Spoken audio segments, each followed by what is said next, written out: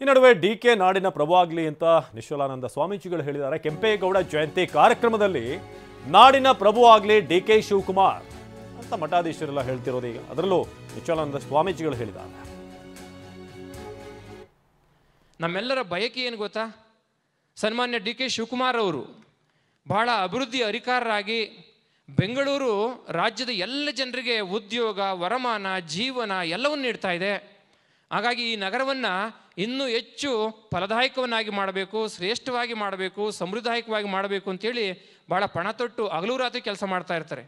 ನಮ್ಮ ಮಠಕ್ಕೆ ಅನೇಕ ಹಿರಿಯ ಅಧಿಕಾರಿಗಳು ಬಂದಾಗ ಹೇಳ್ತಾ ಇರ್ತಾರೆ, ನಾವು ನಿಜವಾಗಲೂ ಸನ್ಮಾನ್ಯ ಉಪಮುಖ್ಯಮಂತ್ರಿಗಳನ್ನ ಅನೇಕರು ಟೀಕೆ ಮಾಡಬಹುದು, ಆದರೆ ಅವರ ಕೆಲಸದ ವೈಖರಿ, ಹಿಡಿದ ಹಠವನ್ನು ಸಾಧಿಸುವಂಥದ್ದು, ಮಾಡಿಯೇ ತೀರ್ತೀನಿ ಅನ್ನೋ ಒಂದು ಹಂಬಲ ಮತ್ತು ಸಂಕಲ್ಪ ಶಕ್ತಿ ಇದೆಯಲ್ಲ, ಅದು ಕೂಡ ಅವರನ್ನು ನಾಡಪ್ರಭು ಕೆಂಪೇಗೌಡರ ಒಂದು ಸ್ಥಾನದಲ್ಲಿ ಕೂರಿಸಲಿಕ್ಕೆ ನಾಡಪ್ರಭು ಕೆಂಪೇಗೌಡರು ಹೆಚ್ಚಿನ ಆಶೀರ್ವಾದವನ್ನು ಮಾಡಲಿ.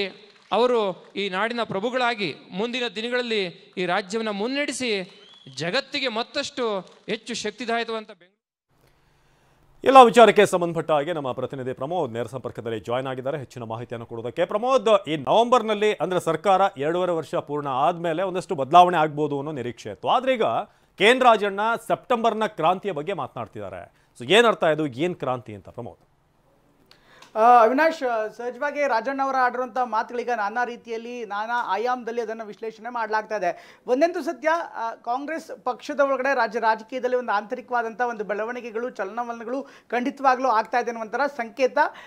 ಈ ಸಂಕೇತದ ಆರಂಭಿಕ ಲಕ್ಷಣಗಳಾಗಿ ಈಗಾಗಲೇ ಸಂಪುಟ ದರ್ಜೆ ಸಚಿವರೇ ನಾನಾ ರೀತಿಯಲ್ಲಿ ಮಾತುಗಳನ್ನು ಆಡ್ತಿದ್ದಾರೆ, ಅಥವಾ ಶಾಸಕರೇ ನಾನಾ ರೀತಿಯ ಮಾತುಗಳನ್ನು ಆಡ್ತಿದ್ದಾರೆ. ನೀವು ಕೆಲವು ದಿನಗಳ ಹಿಂದಷ್ಟೇ ನೋಡ್ತಾ ಇದ್ರಿ, ಕಾಂಗ್ರೆಸ್ನ ಶಾಸಕರು ಪ್ರಮುಖವಾಗಿ ಸರ್ಕಾರದ ಬಗ್ಗೆ, ಕಾರ್ಯವೈಖರಿ ಬಗ್ಗೆ, ಅಥವಾ ಸಿದ್ದರಾಮಯ್ಯನವರ ಆಡಳಿತದ ಬಗ್ಗೆ, ಅನುದಾನದ ಬಗ್ಗೆ, ಈ ಥರ ಬೇರೆ ಬೇರೆ ವಿಚಾರಗಳ ಬಗ್ಗೆ ಮಾತನಾಡ್ತಿದ್ದಾರೆ. ಇದ್ರ ಜೊತೆಗೆ ಈಗ ರಾಜಣ್ಣ ಅವರು ಈಗ ಸೆಪ್ಟೆಂಬರ್ ಕ್ರಾಂತಿಯ ಬಗ್ಗೆ ಮಾತನಾಡಿರುವಂಥದ್ದು ಪ್ರಮುಖವಾಗಿ ಮುಖ್ಯಮಂತ್ರಿಯ ಬದಲಾವಣೆ ವಿಚಾರಕ್ಕೆ ಎಲ್ಲವನ್ನು ಕೂಡ ತಳ್ಕಾಕ್ಲಾಗ್ತಾ ಇದೆ. ಆದರೆ ಇದನ್ನು ಕೌಂಟರ್ ಆಗೂ ಕೂಡ, ಅಂದರೆ ರಿವರ್ಸ್ ಆಗೂ ಕೂಡ ಅದನ್ನು ವಿಶ್ಲೇಷಣೆ ಮಾಡಲಾಗ್ತಾ ಇದೆ. ಒಂದು ವೇಳೆ ಅಕ್ಟೋಬರ್ ನವೆಂಬರ್ನಲ್ಲಾದರೂ ಕೂಡ ಬದಲಾವಣೆ ಸೂಚನೆಗಳು ಸಿಕ್ಕಂಥ ಸಂದರ್ಭದಲ್ಲಿ, ನಾಯಕತ್ವ ಬದಲಾವಣೆ ವಿಚಾರಗಳು ಬಂದಂಥ ಸಂದರ್ಭದಲ್ಲಿ ಅದಕ್ಕೆ ಕೌಂಟರ್ ಆಗಿ ಪ್ರತಿತಂತ್ರ ಕೊಡ್ತೀವಿ ಅನ್ನುವಂಥ ಅರ್ಥವನ್ನು ಕೂಡ ಈಗಾಗಲೇ ಆಂತರಿಕವಾಗಿ ವಿಶ್ಲೇಷಣೆ ಮಾಡಲಾಗ್ತದೆ. ಅಂದರೆ ಒಂದು ವೇಳೆ ಸಿದ್ದರಾಮಯ್ಯನವ್ರನ್ನ ಇಳಿಸ್ತೀವಿ ಅಂದರೆ ಅಲ್ಲೂ ಕೂಡ ಕ್ರಾಂತಿ ಆಗ್ಬೋದು ಅನ್ನುವಂಥದ್ದು ಈ ಒಂದು ಹೇಳಿಕೆಯ ವಿಶ್ಲೇಷಣೆ ಆಗಿರ್ಬೋದು, ಆಯಾಮ ಆಗಿರ್ಬೋದು ಅನ್ನುವಂಥ ಒಂದು ಚರ್ಚೆ ಇದೆ. ಇದಕ್ಕೆ ಪೂರಕವಾಗಿ ಸಿದ್ದರಾಮಯ್ಯನವರು ಹೇಳ್ತಾ ಇರುವಂಥದ್ದು, ಇನ್ಫ್ಯಾಕ್ಟ್ ರಾಜಣ್ಣ ಅವರು ಹೇಳ್ತಾ ಇರುವಂಥದ್ದು, ಯಾವ ಆಯಾಮದಲ್ಲಿ ಬೇಕಾದರೂ ಕೂಡ, ಯಾವ ರೀತಿಯಲ್ಲಿ ಬೇಕಾದ್ರೂ ನೀವು ವಿಶ್ಲೇಷಣೆ ಮಾಡ್ಬೋದು. ಅದು KPCC ಅಧ್ಯಕ್ಷರ ಬದಲಾವಣೆ ಅಂತಲೂ ಆಗ್ಬೋದು, ಸಂಪುಟ ಪುನರ್ರಚನೆ ಅಥವಾ ಬೇರೆ ರೀತಿಯಲ್ಲೂ ಕೂಡ ಅಥವಾ ಬದಲಾವಣೆ ಅಂತಲೂ ಕೂಡ ನಾವು ನಿರೀಕ್ಷೆ ಮಾಡ್ಬೋದು ಅನ್ನುವಂಥ ಮಾತನ್ನು ಹೇಳ್ತಿದ್ದಾರೆ. ಹೀಗಾಗಿ ಇದನ್ನು ಈಗ ಸದ್ಯಕ್ಕೆ ನೇರವಾಗಿ ಹೇಳೋದಾದರೆ ಮುಖ್ಯಮಂತ್ರಿಗಳ ಬದಲಾವಣೆ ವಿಚಾರವಾಗಿಯೇ ಎಲ್ಲವೂ ಕೂಡ ತಳಕಾಗ್ತಾ ಇದ್ರು ಕೂಡ ಆಂತರಿಕವಾಗಿ ಮುಂದಿನ ದಿನಗಳಲ್ಲಿ ಕಾಂಗ್ರೆಸ್ ಪಕ್ಷದಲ್ಲಿ ಬದಲಾವಣೆ ವಿಚಾರ ಅನ್ನುವಂಥದ್ದೇ ಬೇರೆ ರೀತಿಯ ದಾರಿಗಳನ್ನು, ಅದು ರೆಸಾರ್ಟ್ ರಾಜಕೀಯ ಆಗತ್ತೋ, ಮಾತಿನ ಸಂಘರ್ಷ ಆಗತ್ತೋ, ಅಥವಾ ಬದಲಾವಣೆ ಪರವಾಗತ್ತೋ, ಸರ್ಕಾರದ ಮೇಲೆ ಪರಿಣಾಮ ಬೀರುತ್ತೋ, ಇದೆಲ್ಲವೂ ಕೂಡ ಮುಂದೆ ಹೇಗೆ ಯಾವ ತಿರುವನ್ನು ಪಡೆದುಕೊಳ್ಳುತ್ತೆ ಅನ್ನೋದ್ರ ಮೇಲೆ, ಅಥವಾ ಯಾವ ಇಂಟೆನ್ಸಿಟಿ ಮೇಲೆ ಇರುತ್ತೆ ಅನ್ನೋದ್ರ ಮೇಲೆ ಆಧಾರ ಆಗುತ್ತೆ.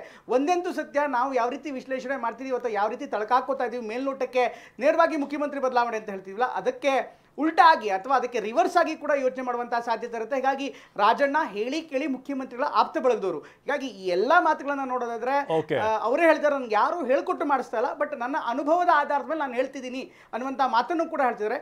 ಒಂದಂತೂ ಸತ್ಯ, ಖಂಡಿತವಾಗ್ಲೂ ಒಂದು ದೊಡ್ಡ ಮಟ್ಟಿನ ಚಲನವಲನ ಏನಿದೆ ಅದು ಈಗಾಗಲೇ ಆರಂಭವಾಗಿದೆ ಅನ್ನುವಂಥ ಮಾತನ್ನು ಹೇಳ್ಬೋದಾಗುತ್ತೆ. ಅವಿನಾಶ್, ಧನ್ಯವಾದ ಪ್ರಮೋದ್.